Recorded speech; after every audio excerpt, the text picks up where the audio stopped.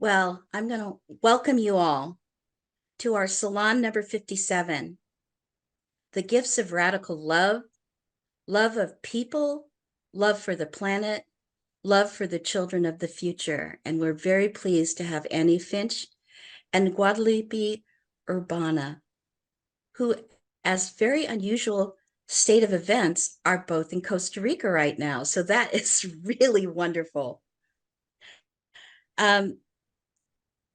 I am Letitia Layson, your moderator. I'll give some short introductions. And I wasn't sure, Jen, did you want to just say a few words at the beginning because it was your heart that opened up this session? That would be just great, even if it was a hello. And then we'll just let Annie, who will be speaking first, and she'll turn it over to Guadalupe. And then we'll have it open for questions or discussions with the many levels of love that we hope will be in this room with us today. For those of you who don't know Jen, she's an independent researcher, lives part-time in Italy and part-time in Texas. Most importantly, she is the founding theorist and mother of the maternal gift economy. Our first speaker is Annie Finch. She's an American poet, critic, editor, translator, playwright, and performer, and the editor of the first major anthology of literature about abortion. Her poetry is known for its incantatory use of rhythm, meter, poetic form for its themes of feminism, witchcraft, goddesses, and earth-based spirituality. She's written many books, including The Poetry Witch Little Book of Spells, and A Poet's Craft Calendars, and Among the Goddesses. Our next speaker is Guadalupe Urbina. She's well known for her work as a singer and composer, but also as a researcher of the oral tradition of her religion, but has ventured into painting, children's stories, and poetry as an extension of her musicality. She's published 4 books, and on her own effort, she has built her name renowned and performed on various stages across the 3 Americas, Europe, Central Africa. And we are very excited for her to be here with us today. She's recorded 10 albums, and her music appears in collections on various labels. So with that, let me turn the mic over to Genevieve. Welcome, Genevieve. Thank you so much. And thank you everybody for coming, and to Annie and to Guadalupe. I wanted this title in the days just before Valentine's Day, because Valentine's Day is about individual love, about love between 2 people. And that is very important, but it's also important to see it in the context of the broader loves that we have and that we need to have. That is love for the people, love for the planet, and love for the children of the future that we are in now, at this moment of the edge of huge change, and we don't know where it's going. And we need to love the children of the future a lot in order to keep ourselves going in the right direction if we possibly can. So this is my Valentine's Day wish for all of us. And I thank you all for coming. And thank you so much, Annie and Guadalupe, for talking about these things. Thank So you. welcome, Annie. Thank you, Yeah. Leticia. Thank you. I can't think of a better way to spend Valentine's Day, or the aura, the nimbus around Valentine's Day, than with this incredible community, which is devoted to the stronger than any other way I can think of, really making love happen and making it obvious how practical, how simple, how easy, how comfortable love is. It feels that in a really matriarchal context, it just happens naturally. It's the natural way to be. As Jen says, we are Homo donans, the giving species, and so all of the efforts that patriarchal religions make to force people to love and remind them to love, I remember my dear mother, who always just used to say she was lazy and she did the easy thing. And I think, love can be, should be, can be, could be the easy thing. So I loved thinking about it in these terms, in terms of radical love for the planet, for the people, for the children of the future, and how our personal love fits in with that and builds that. And again, this is something that patriarchal culture and religion seems to have kind of parodied by saying things like, oh, the family is the backbone of the society and all that kind of thing, usually because it's like the way capitalism manages to perpetuate itself, as we have also learned from Jen, through the unpaid labor that happens within the family. But this is, like so many things in patriarchy, a grotesque twisting of what I feel is a much more easy and beautiful and joyful reality, which is that the personal love in our lives does extend naturally and come back from and reflect back into our personal lives from our communities. It's just amazing. And I spent yesterday with Maria Suarez, who's also in this community, who I think we'll be hearing from later. And I was just reminded how being with her and feeling our community emanating across the planet filled my own heart and made me happier in my personal life in a perceptible way afterwards.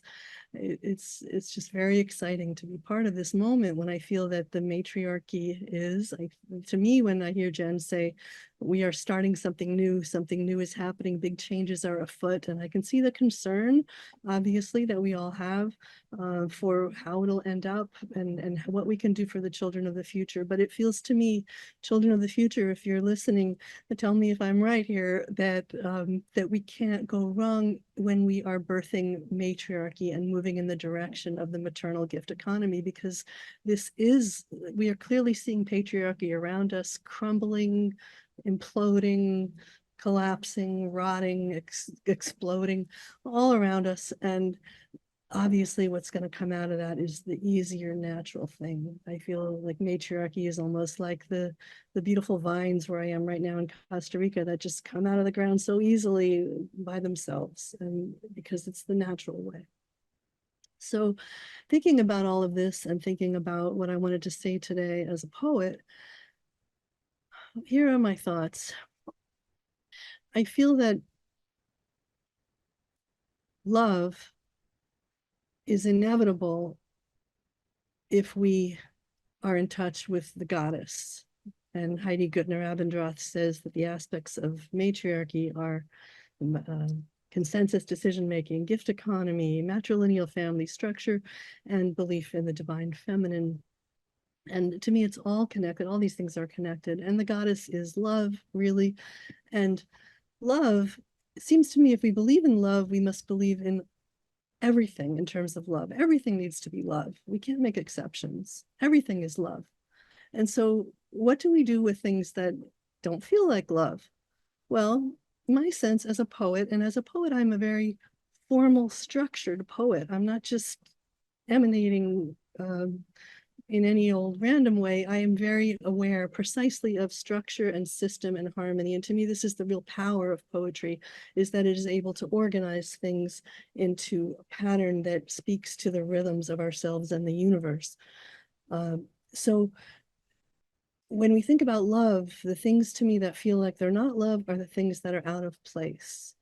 So when we have a traumatic pain from our childhood that affects us in our current relationship, That's a pain that's out of place. It didn't get healed at the time or expressed at the time. When we have fear of one thing that comes up in relation to another thing that isn't rationally connected to it, that's fear in the wrong place. It's not where it should be. It's not where it belongs. When we have a violent impulse or aggression that comes from discomfort in our body that expresses itself emotionally in a connection with someone we love and didn't want to hurt. That's, again, it's something coming out in the wrong way, the wrong place. So the way I feel I can most help to create a sense of awareness of the love around us is to think about the structures of where things can be put in our lives, where they'll belong and make sense. And I feel that in 5 directions. I had it tattooed a long time ago on my arm. Some of you know this. I have the will in the south, the mind in the east, the body in the north, the heart in the west, and the spirit in the center. Will, mind, body, heart, spirit. I've been organizing everything in my life and my work around these directions as much as possible for about the last decade or longer, including poetic rhythms and meters. And you'll hear about that in a minute. So to me, and as I've been traveling in Mexico and Costa Rica the last few months, I've found that there's a very ancient tradition of these 5 directions among the Huichol people. They have the same 5 directions, slightly different elements associated with them, but the same 5 directions and the same elements. Also, there's a meter for each one, and this is the most long-standing spiritual tradition I understand in the Western Hemisphere. So this is a very viable, sustainable way of understanding the world. And in these 5 directions of will, mind, body, heart, spirit, we can put our impulses and our ways of wanting to be in the world in a way that we can understand and make space for all of ourselves and all the people around us and love all of ourselves. So this is I think my understanding of radical love is a love that understands things in a big enough context and a sustainable and beautiful enough context that there is really room for everything. I've been doing a beautiful form of therapy called IFS, Internal Family Systems, for a few years now, very ardently. And my mentor, teacher, therapist, counselor, who's I think is a genius actually, a watchmaker of the human psyche, and using this fantastic system, IFS, that makes space for all of us. She says we're like a crystal glass that has sometimes stains on it or smudges, but you can wipe them off. And the things that happen to us, the wounds of our lives, especially our childhoods, are like these smudges that can be wiped off. And I think when that happens, we can radiate in all directions, radically love all of ourselves and what's around us, and begin to move in the direction of a planet that's worth handing on to our children, to the beautiful, beautiful children. So this is what I hope to do. And I'm going to read you just a few poems that I'll share with you the energies of them and briefly how they create space for these different aspects of ourselves, the will, the mind, the body, the heart, and the spirit through their directions. So in the South, the energy of passion, of fire, of creativity, of sexuality, of ambition, all the things that make us ourselves, which is often distorted into violence and war and control and patriarchy, but it doesn't have to be when we accept it and love it and celebrate it. So in my new book of poems, I use the rhythm of this direction, the rhythm of the will, to describe the goddess, the sun goddess. As Patricia Monahan said, the sun was originally a goddess in her wonderful book, Oh Mother Sun. This is called Goddess Riding the Sun. And you'll hear the rhythm of the will. As a mother, like flame, takes life back, we are changed. Flame is all that she has, rising up from the coals to the sky. She is here where she glows on the same. We are changed. Flame is all that she has since she gave up her land once. We call, she is here, and she glows on the same, rising up from the coals to the sky since she gave up her land once. We call past the embers she's leaving to stay, rising up from the coals to the sky, breathing green, yellow hope through the night, past the embers. She's leaving to stay, to return as a creature again, breathing green, yellow hope through the night. As we lie with our softer new hearts, she returns as a creature again. She has welcomed the sun for her crown, and we lie with our softer new hearts, where her body remembers the trees. Goddess riding the sun, come to be as a mother like flame, takes life back, where your body remembers the trees rising up from the coals to new sky.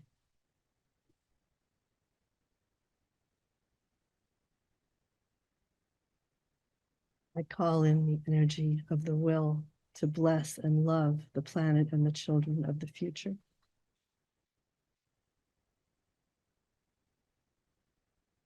The next space is the space of the mind, wisdom, clarity, the air that allows us to envision, to manifest, to see the truth and allow the truth to unfold, leaving our emotions and our will out of it, just observing and seeing the truth. The rhythm of this for me is the rhythm that goes bum bum bum bum bum bum bum bum, the iambic beat. And here's the priestess card. It's about a tarot card with a priestess. Those heavy curtains close around our golden powers. We will wake in the dark noon and seed quick shadows over the white embers. We touch the pages, patterns cascade down, and the folds of our robes fall like water. Floating candles swell with secret grain. Long hovering words begin to rain. Even a book is simple in our folded world. Though our thrones are hidden, the horn-shaped moon glows where our feet have touched her. We remember pillars opening to petals. They are our own. A simple birth holds us, Earth's own daughters. We keep our wisdom. We carry our own crowns. We keep our wisdom. We carry our own crowns. I welcome the energy of wisdom and clarity as a gift to the love of the children and the planet of the future. The third direction is the body, the north, the earth, strength, nurturing, power. This is witches. Fire and air and water and land. Power grows where witches stand. Power above, power below. Witches shall find high and low. Witches shall believe in earth, birth in body, darker birth, power before, matrix after. Witches shall believe in laughter. Birth in spirit, center love. Witches shall believe and move. I call the power of earth and the body the powerful grounded energy that connects us to the earth as a gift to the children of the future and the planet of the future and the people of the future.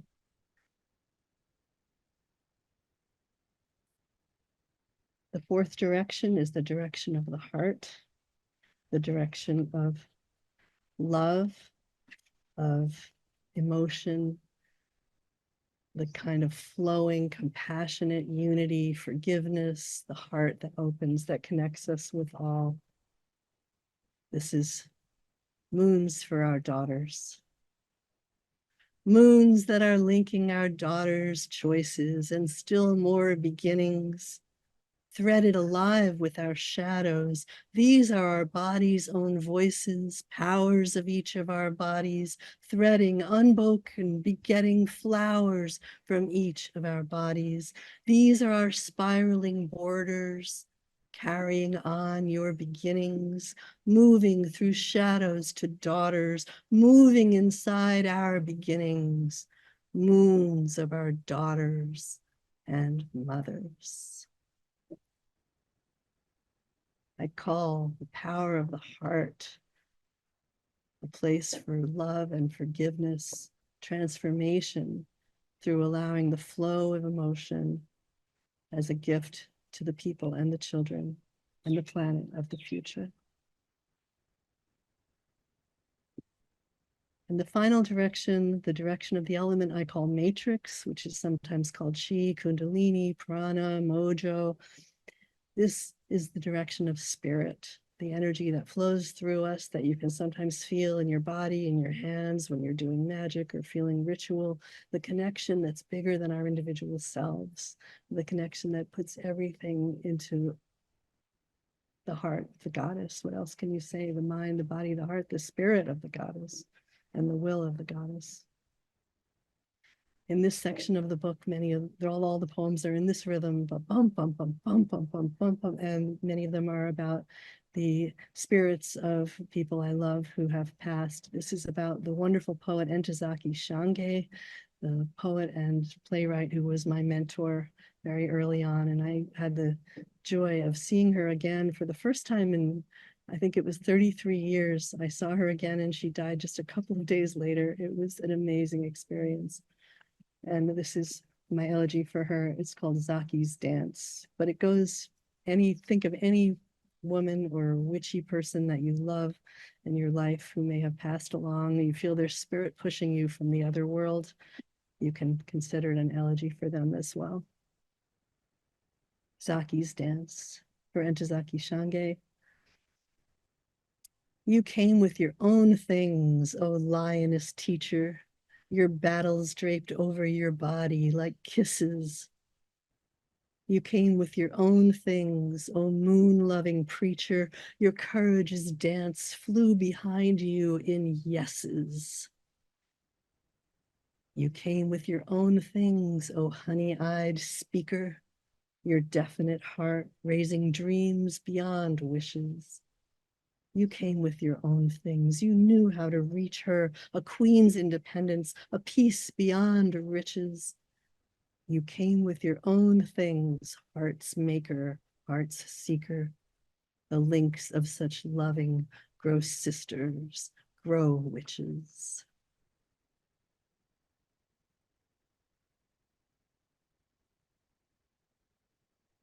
I call the delicious matrix energy that ties everything together, the energy of the goddess and the ancestors and of ritual. I call this as a final gift for the planet, the people of the future, and the children of the future. Thank you.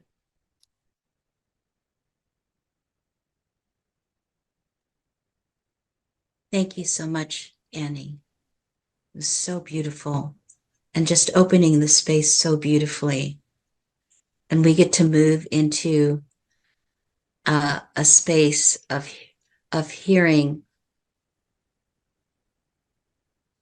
the beautiful music and voice of Guadalupe as she shares her offering.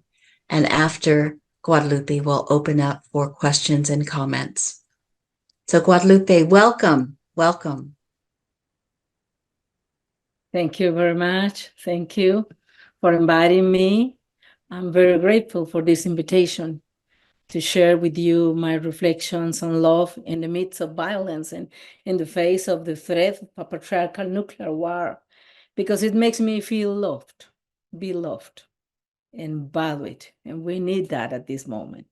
Good morning from this side of the world, where in a very harsh, dry season we have to survive. Temperatures have risen between 2 or 3 degrees Celsius more in the south of the country. I'm grateful that I come from the Northwest region, considered one of the hottest and driest regions, and my body handled heat and dehydration better. It must be because of that drowsiness that the heat gives, that in the North we love happy music, and I am grateful for that indigenous white and black mix that has given me the grace of traditional singing. I like when the Jen begins talking about the radical love, because it reminds me that is thanks to that force that our species is here. How do we turn something so deep and so intimate into something that seems impossible? We women know how, but this is not the issue that I want to focus on.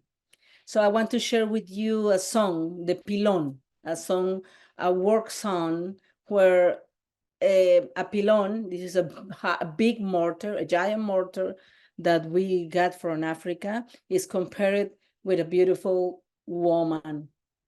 So, Diane. Las cosas simples suelen ser muy bellas. Esa es una de las cosas que se aprenden con las antiguas canciones, que traen el calor del mediodía, que traen el aroma de las tardes grises bajo la lluvia y sobre todo la memoria de un pueblo que no se ha muerto y que sigue transmitiendo de generación en generación la alegría, el entusiasmo y la pasión por la vida. El Pilón, una canción de trabajo cercana a la costa.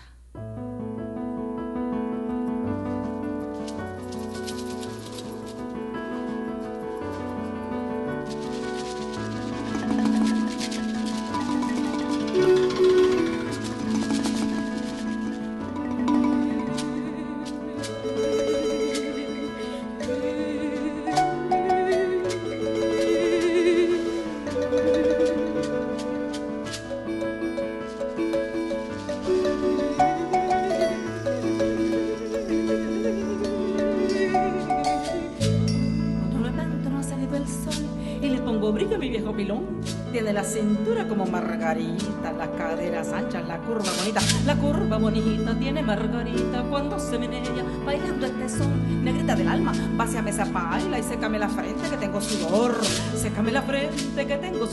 de pegarle duro esos granos de arroz, lo hice de pochote y el brazo de cedro porque tiene aroma y un amanargón. La Concha Martínez no quiere cacao, solo el que yo muelo en mi viejo pilón y solo el que yo muelo en mi viejo pilón, porque olía pochote tiene una amargón, porque olía pochote tiene una amargón, porque olía pochote tiene una amargón, porque olía pochote tiene una amargón. ¡Ay!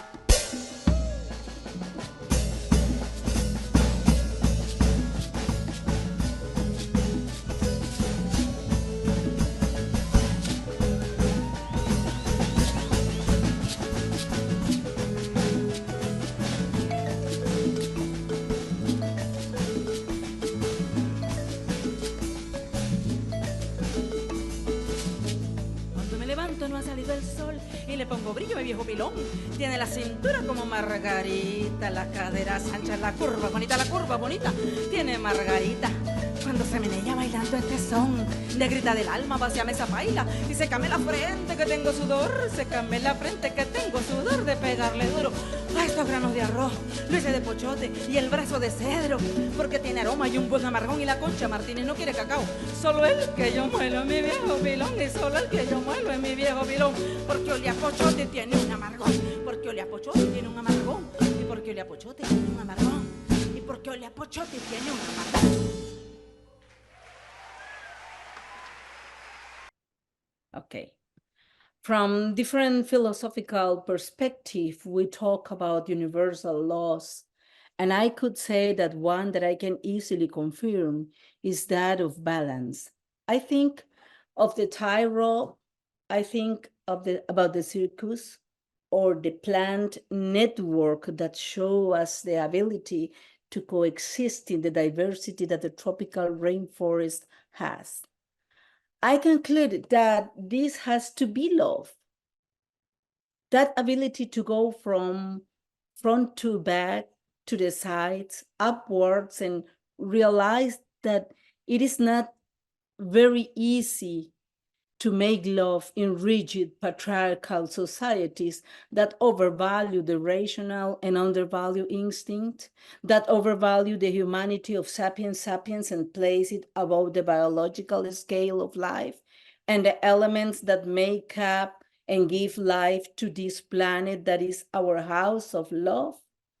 That sounds romantic, maybe, to call house of love, I know, but it's the most romantic I have ever felt as time progresses.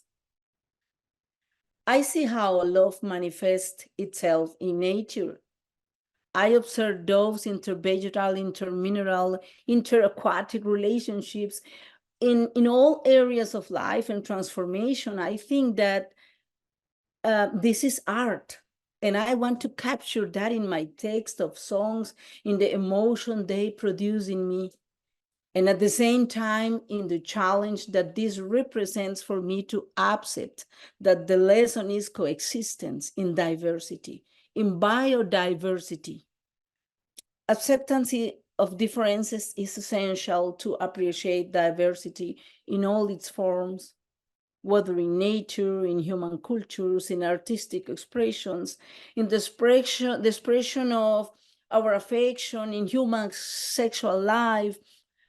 How can I respect and accept differences and have this enrich my creativity? How can I pretend to sing to the right of each living being to flourish in its uniqueness? Yes, I come from a society that wants everything clear and pre-established.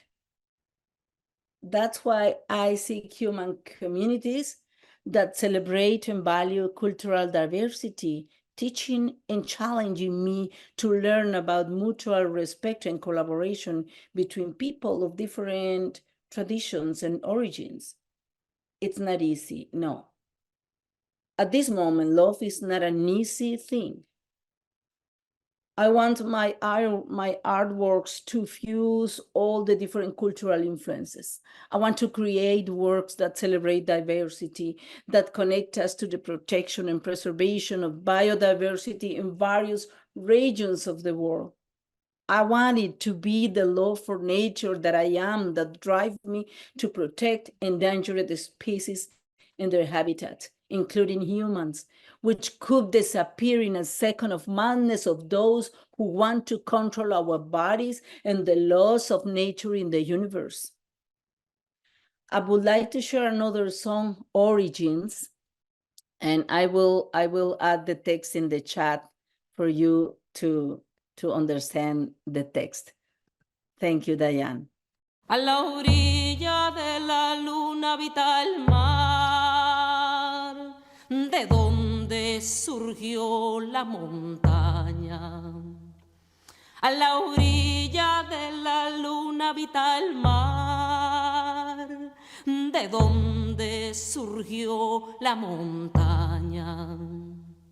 A los pies de la montaña se levanta mi selva lluviosa, tropical,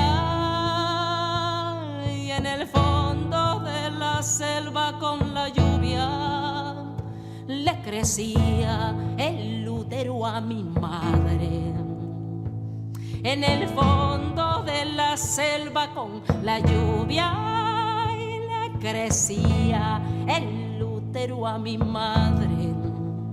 Y en brazos de Tlazoloteot y Xochiquetzal y bajo hechizos de Xmucané yo palpitaba. Vi la luz, la flor, la piedra bajo aguaceros de octubre y desde entonces fui lluvia, fui mujer hecha imagen y semejanza de la madre tierra.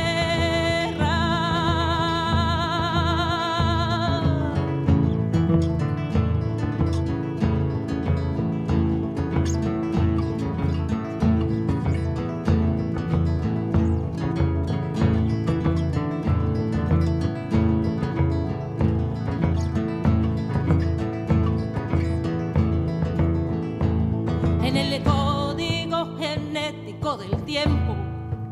Llevo escrito Isla Chira y Teotihuacán, Gran Nicoya, Tepeyac y Talamanca, Guayabo, Uxmal, Palenque, Boruca y Santa Cruz del Quiché.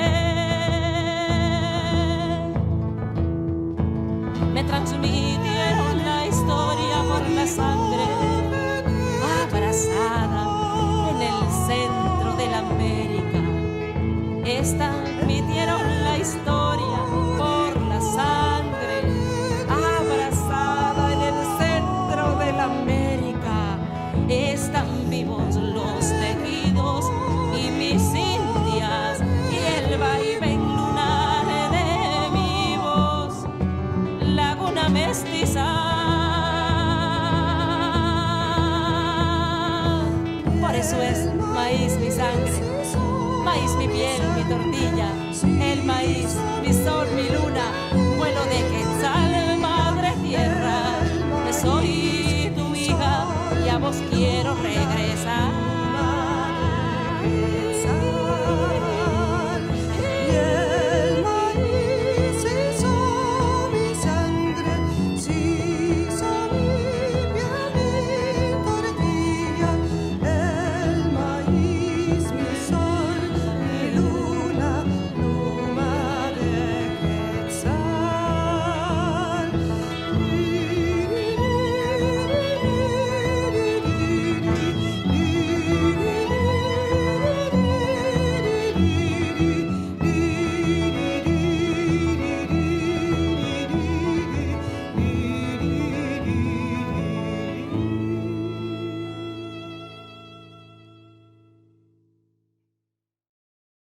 Well, I'm ready to go ahead. Is everything okay? Yeah. Okay. I know very well that art has the power to unite people, transcend cultural and linguistic barriers to communicate, share emotions and experiences. And I know that in this way, we can foster empathy, understanding and respect between individuals and communities. As a woman, I put my energy into protecting ourselves from a society that has always seen us as second-class citizens or cannon fodder. I want to believe that art is a tool to stimulate more loving and balanced societies, to reconnect with our nature. I want to express that life is a gift and that the goods of the earth do not belong exclusively to me or to the corporations that have appropriated them. I want to make visible how patriarchy has perpetuated a vision of dominance over nature, which has led to the excessive exploitation of their goods and the loss of harmony with the environment. I learned in the feminist movement to seek transformation in human relationship, to develop a more holistic vision that includes harmony with nature as a fundamental part of a balanced society. That's what I think about. That's what I write in my stories for children, and that's what I paint. I also paint memory, or femory, as I called, because I am sure that all this sensitivity is found in the genetic code as part of the basic package we bring when we come to human life. I walk a tightrope daily. I want to stay in the center of the rope, face this constant challenge of maintaining a balance in my life to be able to move forward with security and fullness. I want to assume the certainty that my contribution to the universal human community as a woman is urgent, so that other ways of living and being more loving, more balances truly emerge. I want to read a text of one of my songs that we will listen ahead. And it says, night has fallen with its soft and everyday magic, hangs light and sonorous, from the wing of the cicadas. Night swings marking shapes, leaving moonless footprints in the jungle that the dream adorns me. And I dream and see, and I dream and see, and I dream and see this paradise made to my measure, bamboo flute that shoots me into the wind, and in it I am flapping my wings, clapping your hands, churning mud, breaking the record of grace to being alive, soft shadow that you hang, night that you swing, jungle that adorns my dream, so that I can see the dream. So I would like to listen the song now, if we can. How is it going with the time? Is going okay? I was counting the time well. It's okay. So Diane, let's go with this song.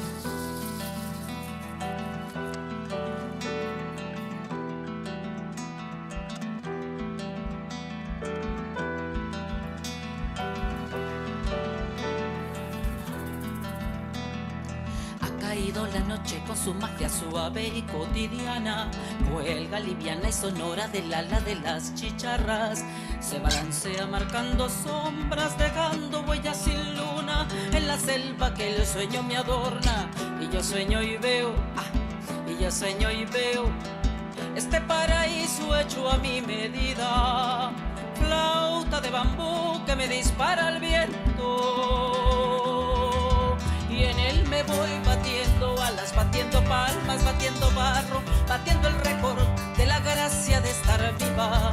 Y en él me voy batiendo alas, batiendo palmas, batiendo barro, batiendo el récord de la gracia de estar viva.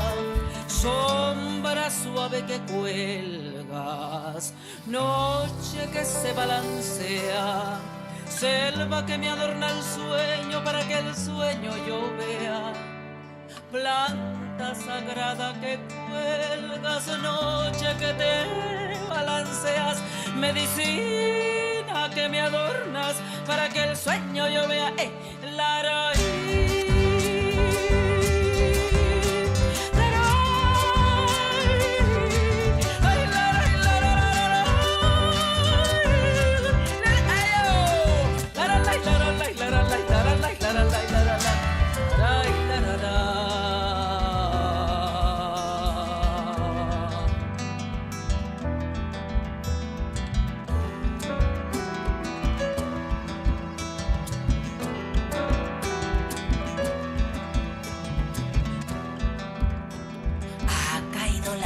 Su magia suave y cotidiana, cuelga liviana y sonora del ala de las chicharras, se balancea marcando sombras, dejando huellas sin luna en la selva que el sueño me adorna. Y yo sueño y veo, y yo sueño y veo, y yo sueño y veo, este paraíso hecho a mi medida, flauta de bambú que me dispara al viento, y en él me voy batiendo alas, batiendo palmas, batiendo barro, batiendo el récord de la gracia de estar viva. Y en él me voy batiendo alas, batiendo palmas, batiendo barro, batiendo el récord de la gracia de estar viva. Sí.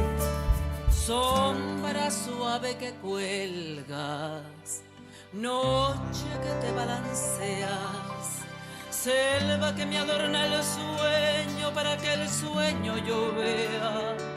Planta sagrada que cuelgas, noche que te balanceas, medicina que me adornas para que el sueño yo vea. La raíz.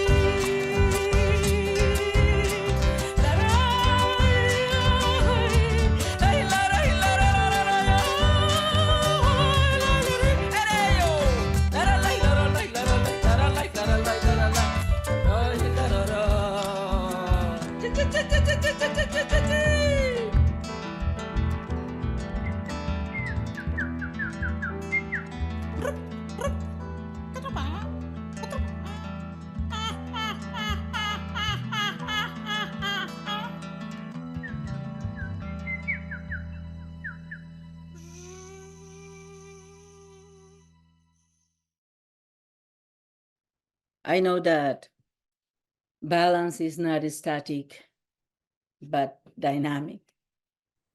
That's why I'm always thinking in the tightrope. I try to constantly adjust to change in the rope. I want to learn to be flexible and open to those adjustments.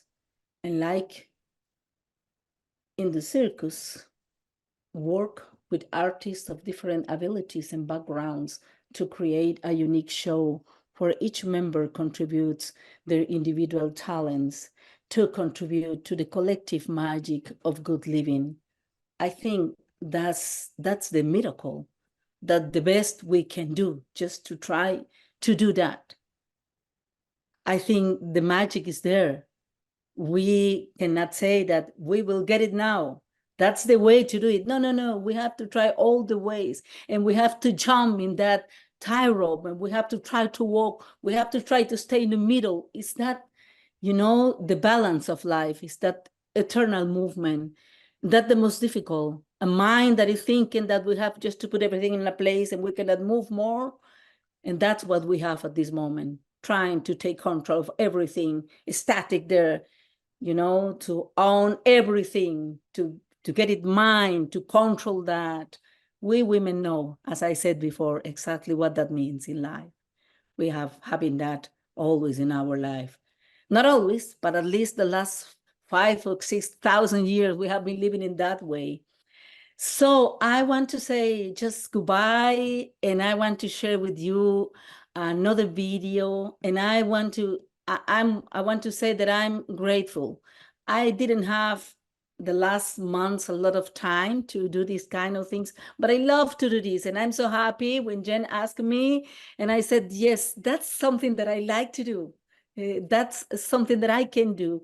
So thank you very much for this gift of sharing. I leave you with the song La Cumbia de la Niña. We are still celebrating that La Cumbia de la Niña became the song of the year in 2023 in the country. And it's one of the most used in the schools in Spain, Colombia, Costa Rica, Nicaragua, even Nicaragua, and El Salvador. So I'm so happy because of that. So La Cumbia de la Niña, just to dance. You can try.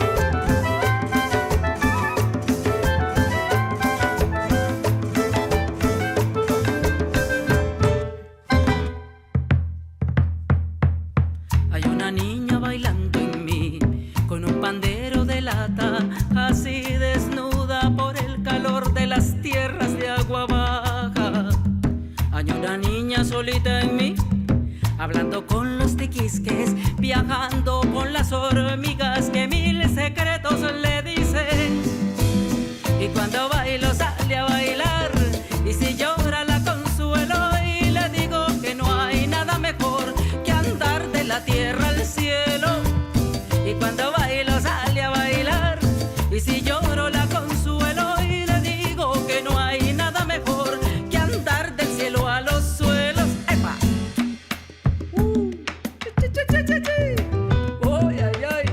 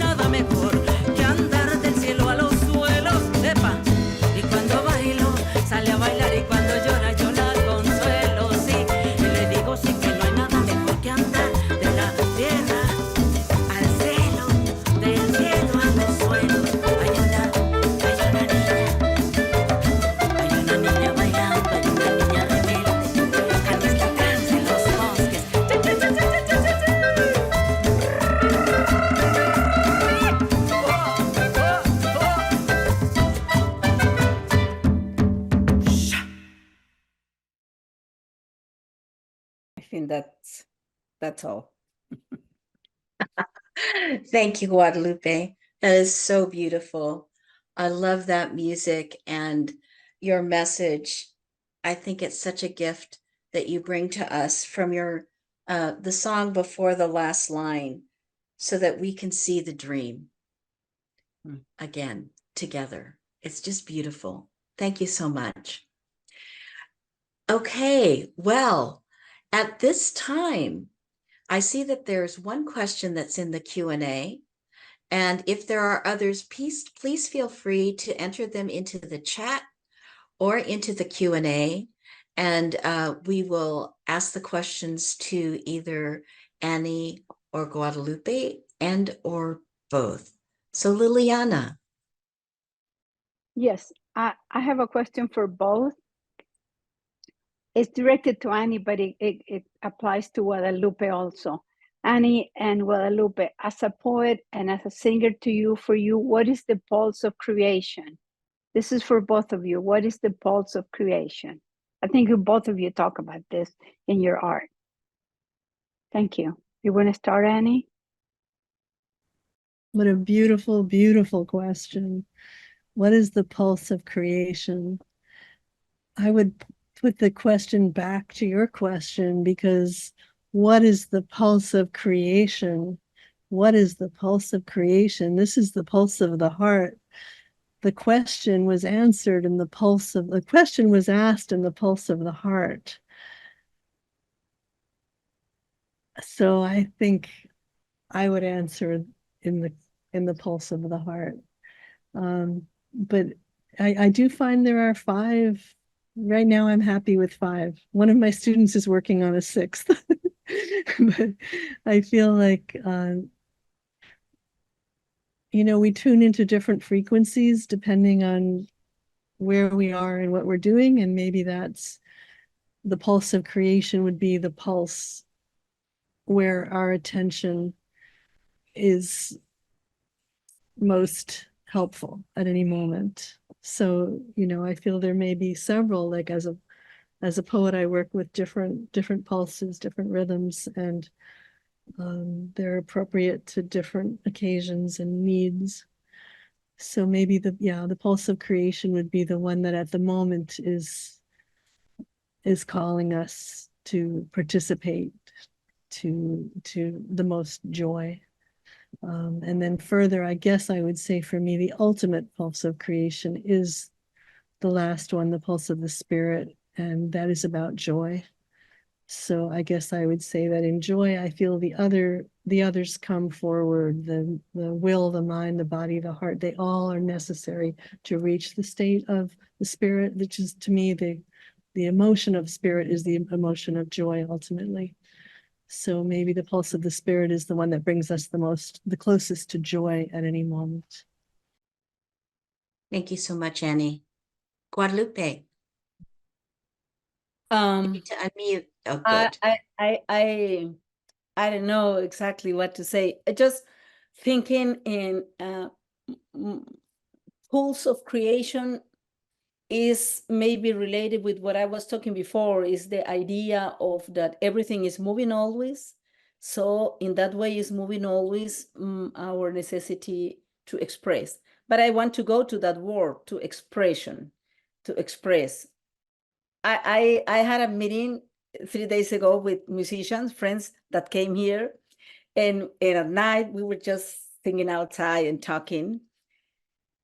And after to talk 1 hour, we discovered that all of us have had problems to communicate in the school or in the community, or we have some problems that we didn't have enough attention or something like that, And a friend of us, Oscar Jimenez, a guitar player, said something like, "Oh my gosh, maybe we were the kind of people with these traumas, that are really normal now to have autism or children without attention." And I said, maybe that's why we needed to find a way to express, to talk, to communicate in a way that was not the normal way.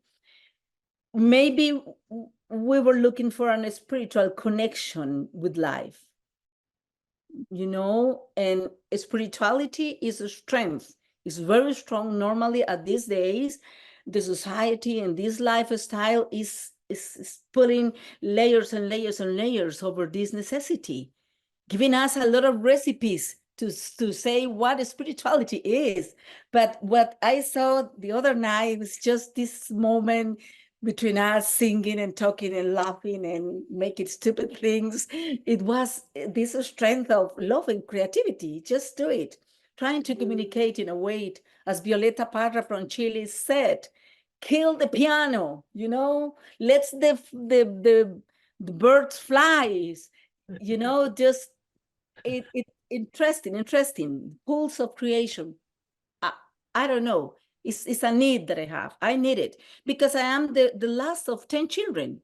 My mother never had time to take care of me because she was very busy with the animals, the garden, and the all children. So I think for me, it was a way to take the attention of the others, and I can accept that. I can accept that it is a way to look at me and love me, please. You know, that's what I really do. I look for love doing what I do.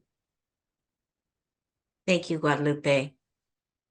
Liliana, you have more questions. Yeah, I have a question from an anonymous attendee. It's to both of you.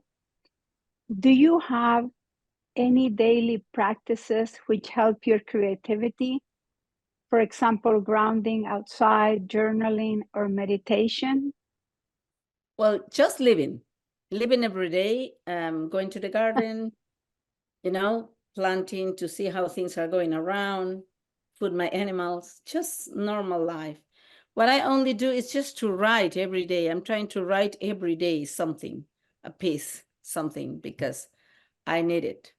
Just that, and listening some music every day. I listen music every day. I read, you know, 2 or 2 times in a week. Not always. I have not always time to read, something like that. But I think it's nothing organized for me just to do it like always in this way. It's I think I am a little bit anarchist, you know, in that way. And I think we can all relate to a little bit of anarchy in this moment. Annie. yeah, I've tried so many times different daily practices, but I'm terrible at it. I never keep it up more than a couple of days, and I keep thinking, oh, maybe my life, or I used to think maybe my life will settle down, but it never has. Every day is different, and I've just come to accept that and love it. So if I have a practice every day, I would say that it is acceptance and gratitude for whatever happens. That is really the practice I try to practice at every moment, even if it's an obstacle, an impediment, something really strange, that I try to be open and grateful and learn to eat it, to use it, to change from it, to change something. So if I'm doing something and it doesn't work, I just try to take it as an invitation to change, rather than pressing on as much as possible. So that's, yeah, maybe similar to Lupe. It's kind of a practice that is just part of life. But there are certain things I can do that I have noticed to bring creativity on. And one of them is walking in nature, definitely being in nature. When I lived by the beach, I would go, when I felt a poem coming, I would go for a walk outside and just allow it to come to me. On the beach or in the woods or whatever, as much as possible. I try to always be near a park of some kind, even if when I'm living in a city, so that I can walk when I have that hungry feeling like I need a poem to come out. And another thing is sex. Honestly, sex is a fantastic way for me to get creative, and also loving touch of all kinds. Like when I had babies, when I was holding them, cuddling them, poems would come. So usually for me, creativity comes out of nature, out of close connection with people I love, and also out of being part of a community. When I was hanging out with women which I haven't done so much in the last several months, but I used to, or even since COVID, but I used to go to a lot of women's gatherings and retreats, and inevitably by the end of a day or two, I would be writing and creating for the group I was with, collaborating, being among a group of women really does make me feel very creative. And because of this, I'll just put it out there. I am looking to build some kind of, or create or find or join some kind of women-centered community where women, that would not only be women exclusive, but where women could come and kind of be a part of a small community where we would, the community would be centered around bonds among women, and women would be acknowledged as kind of the center of it, even though there would be men and children there as well, because I feel that's the most creative environment for me. So I am trying to create a life where creativity will arise more naturally out of my everyday activities. Beautiful. I think that's a place many of us seek, Annie. We're with you. In trying to find, yes, trying to find and strengthen those women bonds and a return to, that place of safety, creativity, support, and flow. So that's beautiful. Let me check in with Jen. Jen, did you have something that you wanted to offer here? Yes, at this time? let's see if my thing, yes. I wanted to say, I was so moved by both of your presentations and the rhythms and of what you are doing and what you are singing and saying. And I thought, this is the women's movement. This kind of pulse is movement of women. And that is what has to come forward in order to make life sane again. So that's what I wanted to say. Same. Beautiful. Yeah. Yeah, that links in a lot with what Annie was just saying of strengthening that bond, that fluid, that flow. And it is true. We can't have the maternal gift economy without flow. Isn't that right, Jen? It has to just, there has to be movement. There does, but it's a logic that goes on and on as well, not just movement, physical movement, but mental movement too. And it is that pulse too that you all were talking about. So cool. That's beautiful. May I add something? Go ahead, Annie. Yes, please. It seems that movement you're talking about, that pulse, happens so naturally when women are together. And I'm thinking of Jean Boland's work on the Millionth Circle, which I read at the temple that Jen started. I remember reading that book there, the one in Nevada. But yeah, it just seems like so much of it is just physically getting women together in one place to allow the flow to happen. It's almost like an electromagnetic circuit, but you have to connect the circuit in order for the energy to flow. So just putting physically women in one space in a free way seems to maybe be all that might be needed for it to naturally flow. I'm curious what others think about that. Jen, yes, please. Well, let's say that exchange, giving in order to get back, stops the flow, and giving directly to satisfy needs lets the flow go on, because the ones whose needs is satisfied then can give again. So that's, I think, the way that women who are doing giving as a lot of their life practice have a capacity for the flow and making it happen, and then receiving and giving themselves to each other. So that's the way it works, I think. Thank you. Thanks, Jen. Guadalupe, did you have anything there that you wanted to share? Yeah, movement in all ways. I think so. I remember in the 80s when I just began to work in my country, I felt me alone. There were only men on the scene. I was alone as a woman from the fields inside, far from the city. In the city, I was not white, and I was, and what I see now is totally different. I felt that I was alone, but I was doing my work.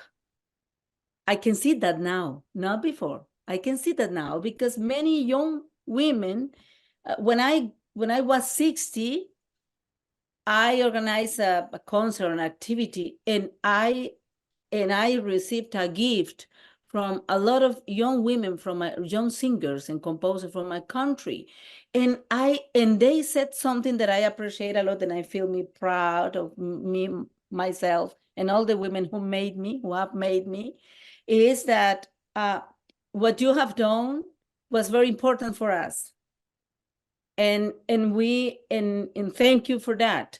So we have been for many years in silence, doing the best we can, and alone sometime. But we can see now, at this moment of a big crisis, where really young women are making a big movement. They are making music, they are rebels, they are so funny, more free than I was, I see them and I see that they can do things better than me.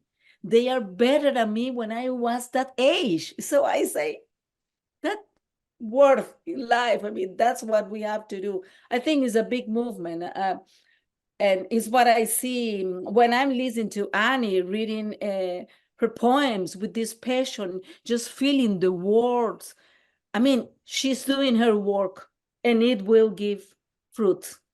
Many feelings in women will thrive around that big tree of emotions and strength and beauty.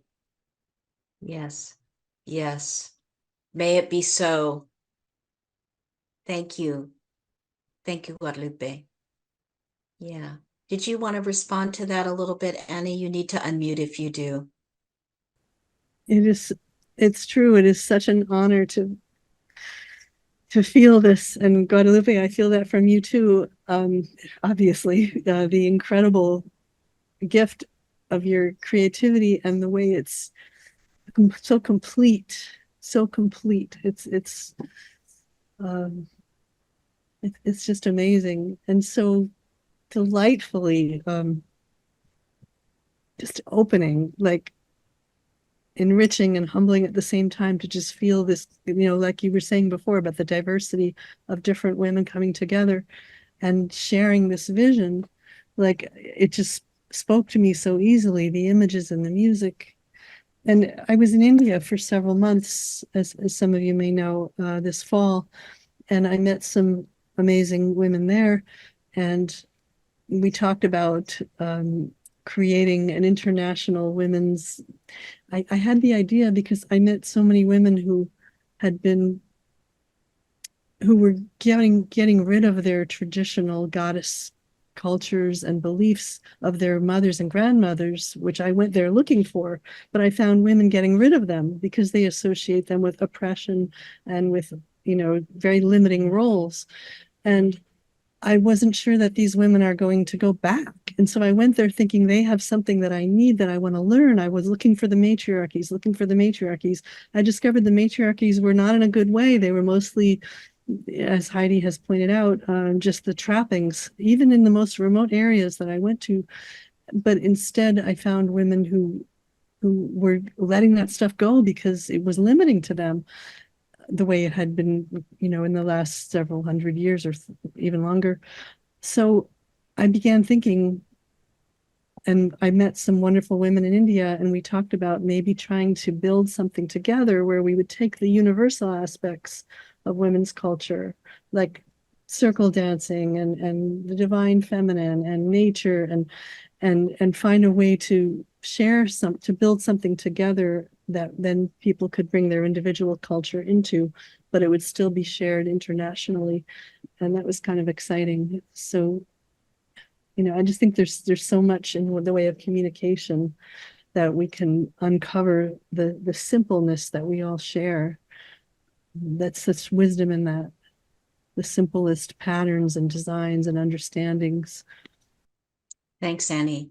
I think of them as primal, the primary primal matrix, the foundational, ultimate human expression. And those things we share in common, which is what attracted me initially with Jen's theory and all of her writing that returns to this maternal place. And it's It's primal, it's primary, it's foundational.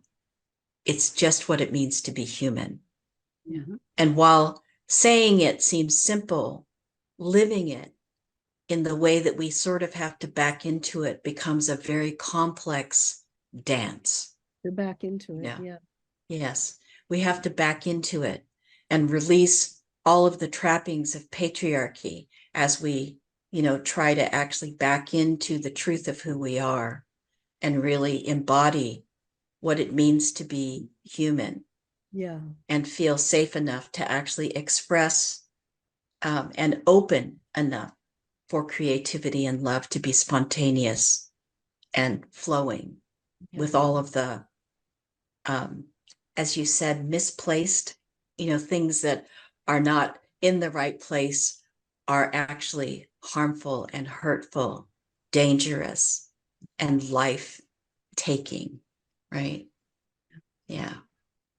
Yeah. So I want to thank you. Thank you all for that. Yes, Guadalupe. The other day, there is a woman who lives close to my house, Doña Edith. Doña Edith comes from El Salvador. And she was talking with another neighbor. I was in the middle there, passing, looking for eggs. And she was saying to the other, shouting, just shouting, you know what? Nobody have to touch your little girl. No one. You can kill them. The other said, how is that? No, I cannot do that. I can, she said. I can kill to take care of my children. I can do it. And the other woman said, no, but we don't have to do that. And it was strange because at that moment I saw how Edith, who had 6 children, she felt that, she said, no, I am like a dog, she said. I am like my dog. No one can come and touch my little ones. I can just, buy them. I will do something. I felt it was very, very strong for me, very good. I mean, what's good to listen this kind of strength, this kind of animal strength to protect your circle, your family, your little girl. I mean, this woman who just went to school only 1 year, who is making tortillas every day and taking care of chicken, she knows exactly what she has to do. I mean, she knows what life is, her knowledge, her feelings, her strength. For me is, she's a matriarch. She's the matriarch of my street. She's the one. She's the boss of the little village. She's the one who can solve and can help and can talk directly to you. I mean, I want to be like her when I get old, really old. I want to get old and witch like her. That's so great.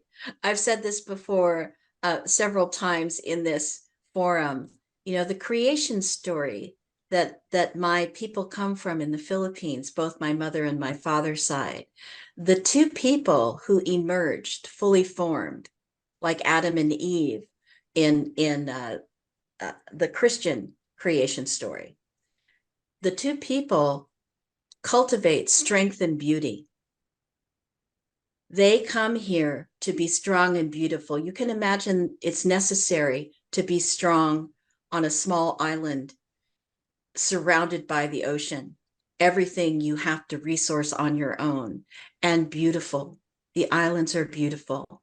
So the surroundings help us, cultivate really that foundation, strength and beauty, as opposed to in Europe where, a lot of the psychology is mitigated on what is masculine and feminine. Here it is that everyone is to actually intend to actually be strong, and not strong to dominate, but strong to create, strong to protect, strong to be able to persevere, So it would be interesting for you all to go back to your own ancestral creation stories to find out what is the elements at that very foundation and how might those serve you today. That would be a question. I see Jen very poised to say something important. Yes, Jen. Okay. No, what I wanted to say is, yes, that this giving is primal and fundamental, but it also is the structure of so many things in life that we consider abstract and that really don't seem to be giving at all.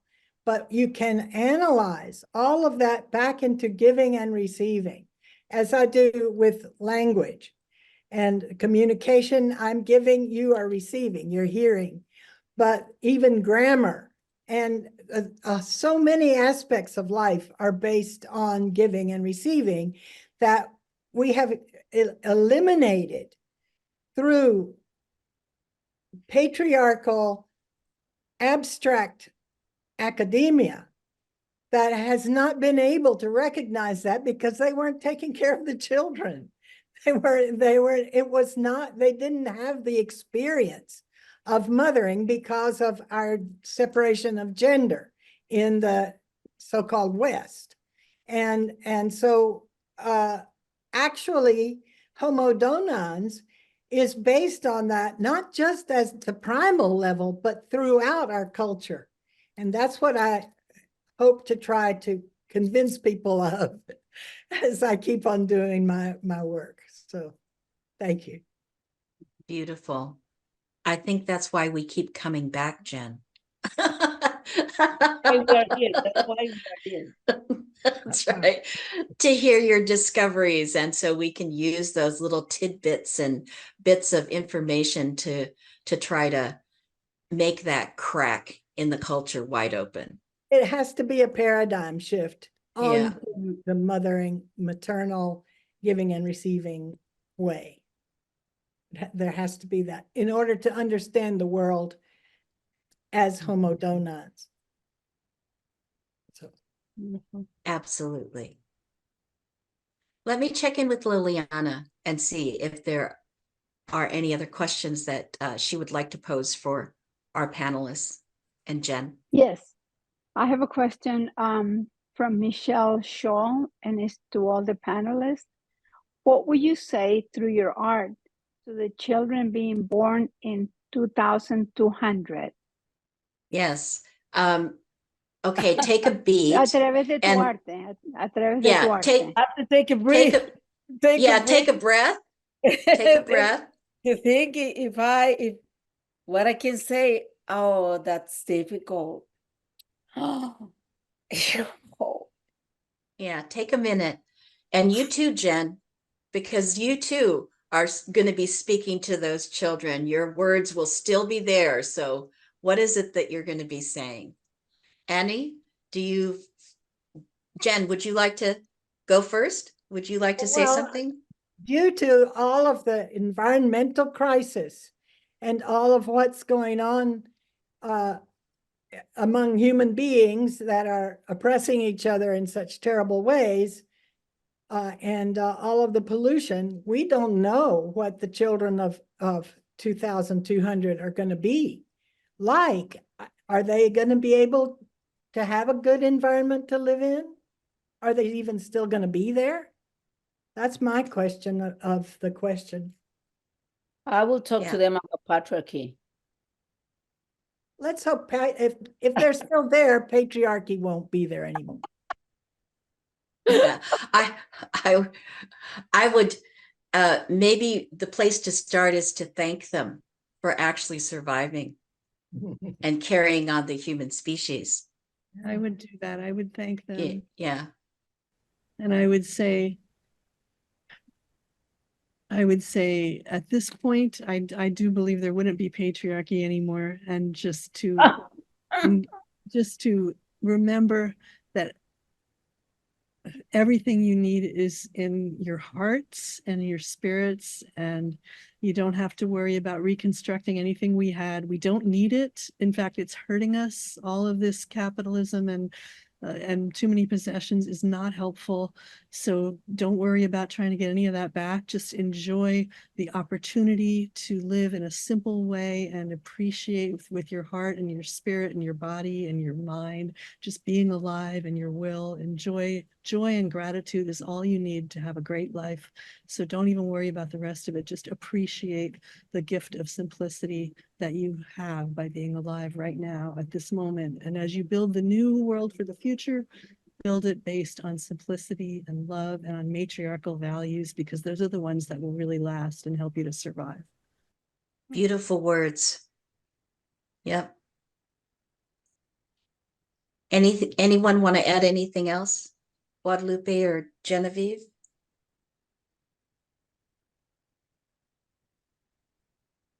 No, no. No? It'll be a gift economy. Enjoy it. We Fantastic. wish we were with you. Yeah. We go there. We go there. Yeah, right. Go there. Exactly. Yes, I wish I could see the dream that you're living. Exactly.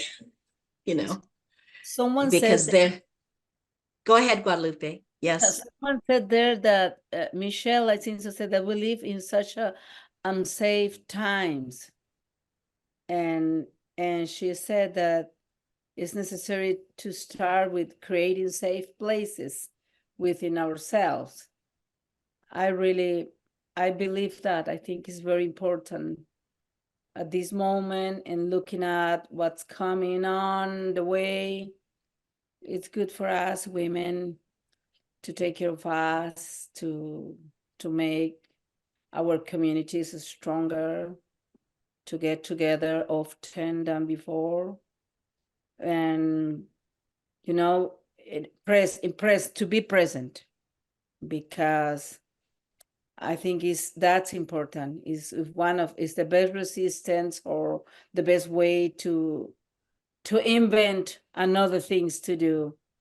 We need to be together now. All that they said before, that we didn't want to go outside to meet another women, to talk with the neighbor, because that was not good. That's what we have to do now. Just go out, meet the other women, do something together. And I think that's what we have to do now. That's the way. There is no another way, I think so. For 2200,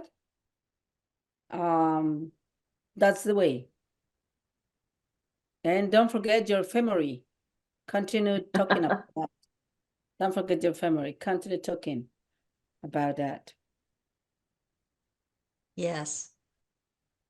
I think I would say through the ages, when we let the earth lead, we thrive. When we read the signs of the earth, the weather patterns, that's actually how our species has survived, to be able to move to places where we can live and thrive. So follow the earth and let the earth lead. Yeah. Yes. Okay, any other questions? I'm looking at the time. We have another maybe 20 minutes that we can have Yes. engagement. Yes, I have a Liliana, yes. question. I have a question for the three of you, actually. Do you remember at what point of your childhood did you decided that you were going to be an artist, a poet, a singer, a painter, or a writer? Do you remember the age when that started happening? I just want to know if you can share with us when all that started, please. Annie, would you like to go first? Sure. I remember, I think I was about 7, and I remember looking at a poem in school and suddenly blowing open, like it spoke to me in a different way. And then I think I knew, and then I started writing a few poems then. And then when I was about 12 or 13, I remember saying to my mother, I want to be a poet. She was a poet too. And I said, I want to be a real poet. And she always used to joke that she thought that meant that she wasn't a real one, because it's true she wasn't publishing much, but she was a very real poet too. But yeah, I guess I was about 7 or 8. I think it came when I was young, at 5 or 6, that I really loved to sing rancheras from the radio, Mexican music. And my brothers and my father were playing guitar in the afternoon, and I had a voice, I think like now, like a, fine voice, something like that, like a chicken, my brother say. And I was thinking, and I was singing so hard these songs, but of course with rhythm and tuned. So that was important for them, and they were just, for them, I think was so funny to see these little ones singing so hard. And they was invited me to do it every day. So I began doing that. But I think is one of the strange things that I remember from me is how, as a child, I wanted to be alone, talking to plants in the garden. I was walking alone in the garden, talking to the plants, and I was telling to my mother, I was talking with the tiquisque, a plant. I was talking to the tiquisque and to the avocado tree. And she asked me, and what did it say? And I was telling, like inventing stories, or no, maybe I was really listening the tree. And I was telling these stories to her. And she always said, no, this Lupita she has a big imagination. She said something like that. So I believe that began at that time when I was little. It comes in a package that I received when I came to life. I can see. I Go used ahead. to little bush and repeat when I was more younger, like 5. I wasn't writing poems yet, but I would repeat a word over and over and over until it didn't make sense anymore. I would like hypnotize myself by repeating one word over and over. I would just sit in this little bush. I'm sorry, Leticia. No, I was just I get a visual. Now I want to get my sketchbook out and make little girls sitting in their appropriate places, singing or repeating words. So cute. How about you, Jen? Well, I'm not a singer or a poet, so I didn't ever discover that I was. So, But you're a writer. Or as a writer, when did you decide that you were a writer? What did you read as a child? Just anything that relates to what you're doing now. That's what I would like to know. oh, geez. It's hard to say. I mean, I have a few memories of what happened. I don't know. I'd have to go back and reconstruct them. Or a I philosopher. remember what? Or a philosopher when you first thought you were about language and about. Well, no,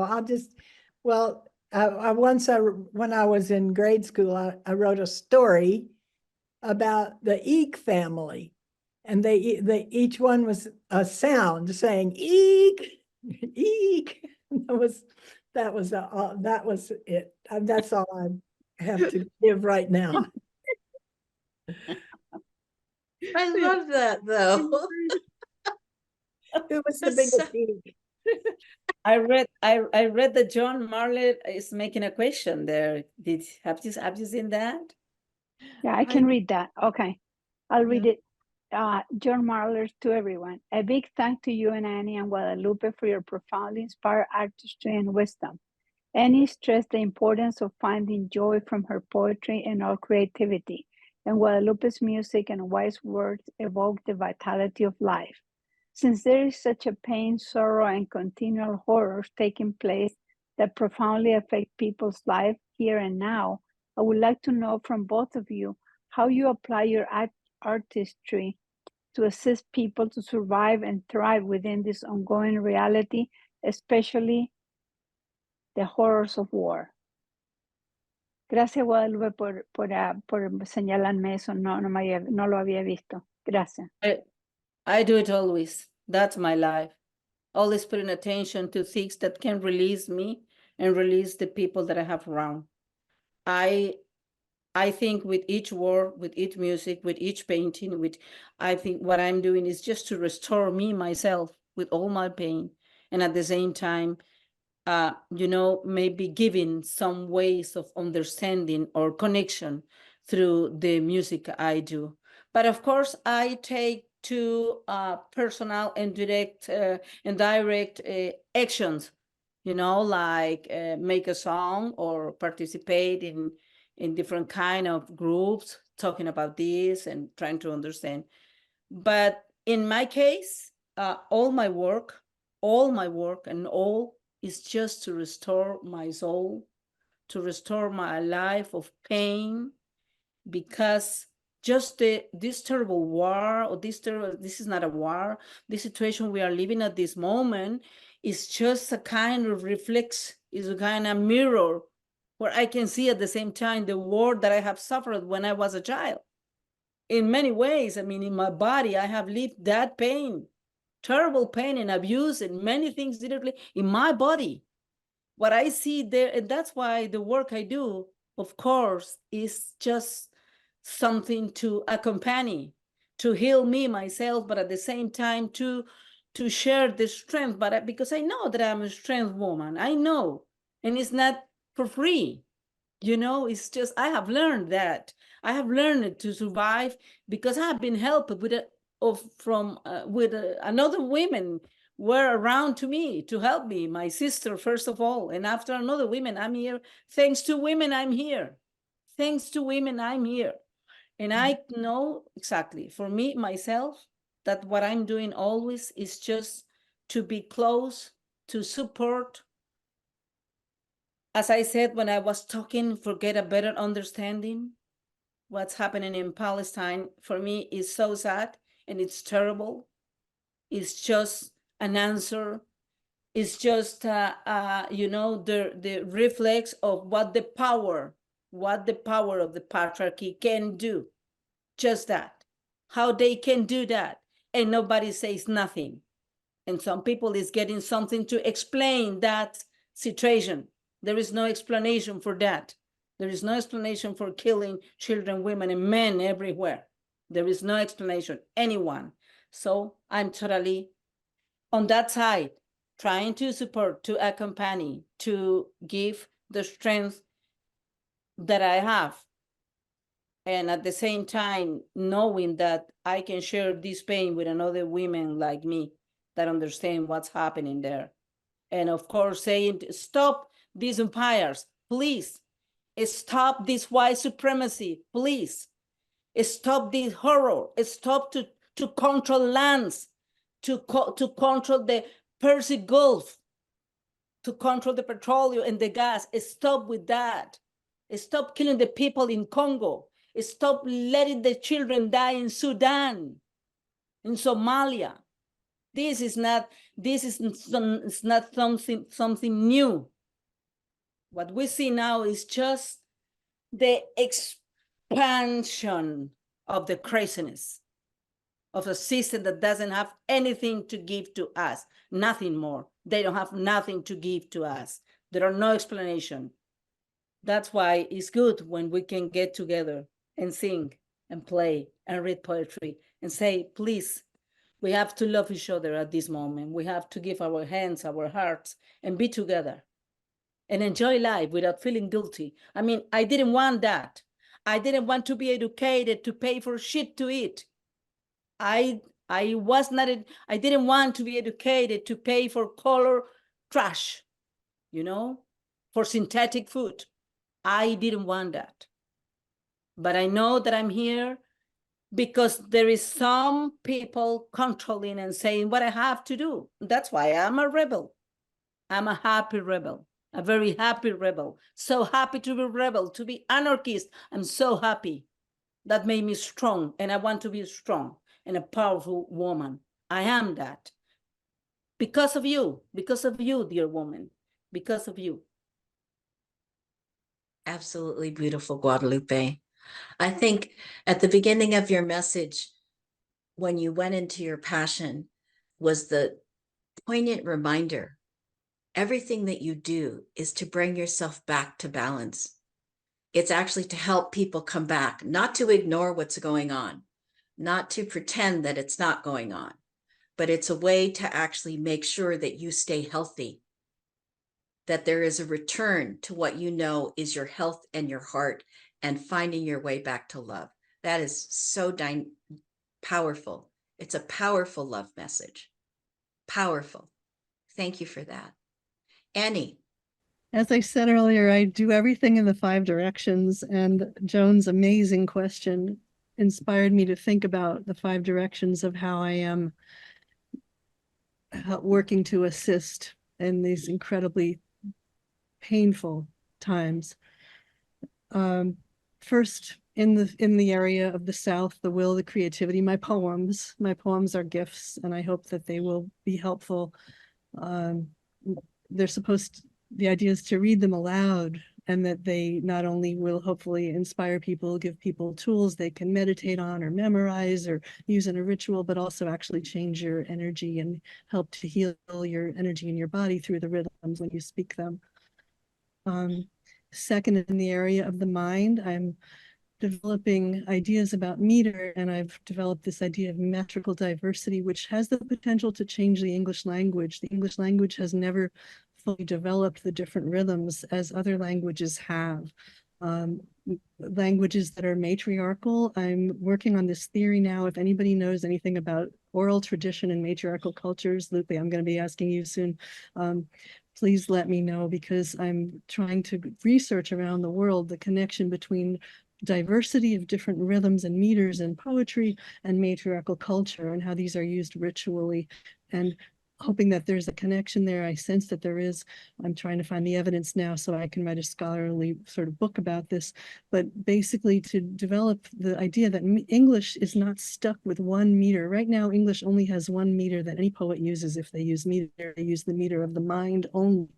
And this is a toxic situation. So I've been developing metrical diversity, I call it, through teaching and developing for my students and those who write poetry, the ability to write in different rhythms that bring in the will, the mind, the body, the heart, the spirit, all of these different things, and make English a more fluid and more spiritually rich and more healing language, because English is used in so many places in the world that it's very important. I think that the English language heal itself from its ridiculous metrical deficit and the sickness in the language, in the rhythms of the poetry right now. So that's with the East and the mind. In the North, I'm doing, I've learned so many different ways to live. As a poet, I think I'm extra sensitive, so I'm trying to use my artistry to learn about things that help me feel better as I live, the way I eat, the way I dress, the colors, the fabrics, the community, and all of these things I'm trying to write books about that will help to teach just regular people or guide. Here's the way you might want to try to live if you want to feel stronger and happier as a woman or as a sensitive person in this world. So that's the North, just the body. And then in the West, I'm building communities. I have an online community. I want to build this in life community, which will help, I hope, the women in it, but also a model for other women, how we can build back matriarchy in our cultures, those of us who have lost it in this tragic way. And finally, in the way of the spirit, I build rituals, I write rituals, I've performed rituals for things like after abortion. That's been a big area of mine. To try but building on these rituals, I'm now really interested in actually, I wouldn't say starting, but collecting and codifying and bringing together elements of a religion that could be a spiritual practice or religion. I'm not sure about the word religion, but something that women can use now in the current world to make ourselves happier and thriving and give ourselves the kind of life that will most nourish us as maternal, gift economy, matriarchal people, like practices, words, rituals, simple that we can all do together that will bring us together and maybe will be helpful in the future, but I hope will also help people now to cope with the horror and to begin to manifest the world that we are moving towards. not begin to manifest, we're already manifesting it through so many amazing people who've done so much amazing work, including Jen and so many people here, but to further that progress. Wonderful. Thank you, Annie. Jen, I'm going to go to you, and then you also, for those of you who are here with us now live, and for those of you who are listening later. This morning, Jen came on and right before we started and said there was something that she wanted to make sure happened. So I'm going to let Jen respond to this if she'd like, and then let her tell you why she chose to have this next segment. Maria Suarez is going to speak for, Maria wrote us and said 4 minutes. So we'll have time. I'll come back and close. And fortunately or unfortunately, I'm the time person, Diane and I, so that we have a hard halt when we stop, so that we can be sure that those of you who have other appointments can get on with that. But we want to close with some words of love. So we'll come back after Maria. I'll come back on after Maria. So Jen? Yes, we are speaking now, and this is happening in a moment when terrible things are happening in Gaza. There is a genocide going on, and we need to keep that always in our hearts, that we know this is happening. And so I'm asking Maria Suarez to come on and to speak a bit about that. Meanwhile, I'd say watch Al Jazeera, which gives you really a picture of what is going on in Palestine and Israel. I'm going to read this to you because I have to do it in 4 minutes and I'm not very good at doing short and doing English. It's called For Love of Life in Palestine. When everything that we love about life, as women of a maternal species that uses its natural and social powers to look after the children of the clan and the welfare of the clans themselves and the tribes and the territories that the clans organize. As both of you, Guadalupe and Annie, have so well developed today in the arts in your lives. When all of those basics about the love of life is being totally annihilated just because it is Palestine, just because they are different to Western mainstream culture, and just because they occupy the historical land that the West wants to exploit only for the chosen ones. When we as women of the maternal species that we are ontologically knowing that it is up to us as the moral reserves of the clan to heed life's call to care for all of life. And when that is happening before our globalized hearts in an apparent faraway land like Palestine, what can we do for the sake of the love of life? We can't pass it. It froze. My heart is shattered by the genocide in Gaza. It is shattered for Palestinians in Gaza because the Zionist state offensive against them is to kill them and all of their whole reproductive social system that they have to live lives so that in case any survive the war, there will be nothing else to continue living with and living for the love of life. Yes, I also feel for civil and humanitarian Jews who have to live under Zionism because the very nature of their government, Zionist, patriarchal, capitalistic, militaristic, puts their lives constantly in danger. And we have also seen and lived the worst of that. But as a people, they are not challenged to survive. The Palestinians are. Yes, there is still anti-Semitism in the world, and we challenge, but not all of what is said on behalf of Palestine is about that. Matter of fact, it is the least because people who resist genocide are focusing on the survival of the Palestinians. I hope someday Jewish people understand, or at least recognize, that there is a power issue in the way that life is threatened from river to sea. The Palestinians, the Western powers, military, capitalistic, patriarchal, and suprematist might means a real capacity for total annihilation of all of them, their dreams and their land, and perhaps the genocidal offensive that has been going on for so long that they know that if it happens, we are next on line. All of us are next on line. I see Palestinians on television asking us not to leave them alone. They know better than us that Western might is capable, if not stopped now. For the horrors of that century-old war, they stand resilient. For the best of humanity's love of life to stand tall for life, theirs and ours. My heart pains for Palestinians and Gaza because they are and have been the umbilical cord of a historical resilience that can no longer do it alone. And they are desperately crying for us to be in love with them in the very way we love the rest of the world's life. Thus, I ask today and leave you with the question I am asking myself. Does love have a chance in Palestine now? If so, how? And I stand on strike for that answer. Thank you. Thank you, Maria.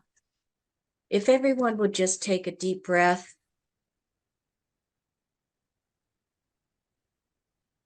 and just take in that question for a minute. It seems a hard halt to be able to just really close us out after those powerful words. But Jen and Maria felt that it was important to have them spoken. So just take that in, another breath.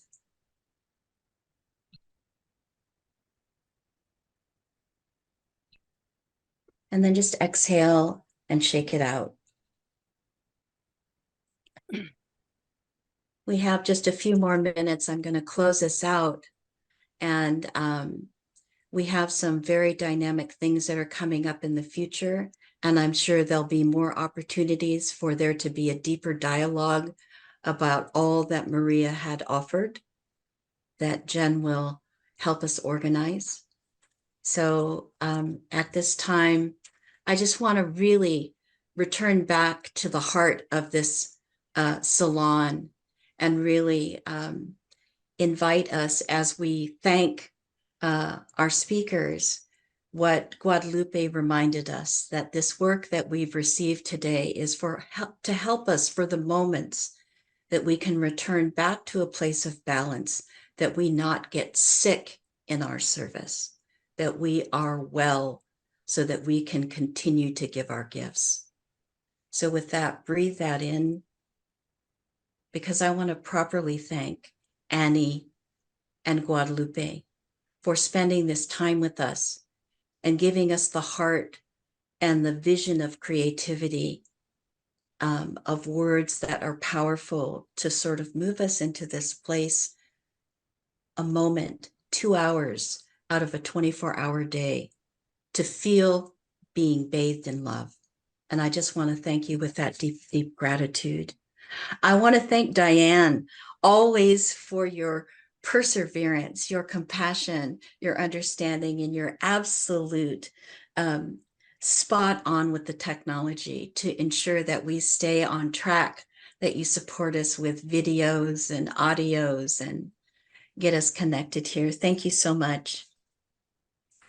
I want to thank Liliana for chasing questions and words that pop up on the screen and in the Q&A and offer those to our panelists. And I want to thank Jen, always and forever, your deep mind and your generous heart for all that you give to us and all the love that you pour forward through your words and your passion for all of the things that you want life to live and thrive. So I just want to thank you for everything that you've organized for us to be here and to continue. It's just fabulous. And I want to thank myself for the courage to actually show up. Because sometimes I'm traveling right now. So, in the beginning, my computer is jumping up and down, but I just find coming here to this salon for these 2 hours every other week is like this anchor in this sea of chaos that reminds me that we can find one another, we can continue to thrive. And it's a place to find new ideas, new hope, inspiration. And I want to just say that in 2 weeks, we invite you to join us again for our next salon on Saturday, February the 24th, The Gift of Purpose for Uniting People and Movements with Mickey Kashkan, Emma Quayle, Manaka Noetia, Vonda Perez. They are part of the Nonviolent Global Liberation Community. And one of the questions that they'll be dialoguing around is, imagine coming together to materialize the maternal gift economy. So we will be meeting in 2 weeks in the meeting format, which gives us more opportunity. They have requested that specifically for engagement and interaction. Our recording will be up on our website, the maternal gift economy movement.org. And if you haven't yet, you're new to us, please remember to sign up for our announcements. We don't send you a lot of email, but we notify you when we have upcoming events. Yes, this world is filled with so much right now, so much feeling, and it can seem chaotic. So until next week, I want to just say, be safe, be well, be kind to one another. And I'm going to leave you with a poem from Annie, so that when we leave this room, that we are reflecting on this deeper place of love language. So Annie? Yeah. It's a two-part poem, both short. The first one is the title of the poem of my new book, Amulet for Brave Women. This is for Maria and everyone who speaks out. And then I'm going to move into a different rhythm, which is an actual romantic love poem about orgasm. And I believe that orgasm, women's orgasm specifically, this is my hunch, is that it was the origin of religion. Think about it, the incense, the flowers, the music, romance, religion, and that everything else since then. And in India, there are these ancient temples that look like there are some proof of this actually. Anyway, so you'll notice it's switching from a appreciation of the voices of brave women to a very intimate experience of orgasm opening into the goddess. So happy Valentine's Day, everyone. Happy V-Day. Amulet for Brave Women. Women have voices it's time to believe in. Brave women's words, spoken out, clear and steady, move us with generous ways of achieving. Women have voices it's time to believe in, braiding sweet worlds. This brave, loving, weaving is singing our lives back, and women are ready. Women have voices. It's time to believe in brave women's words, spoken out, clear and steady. Raw light.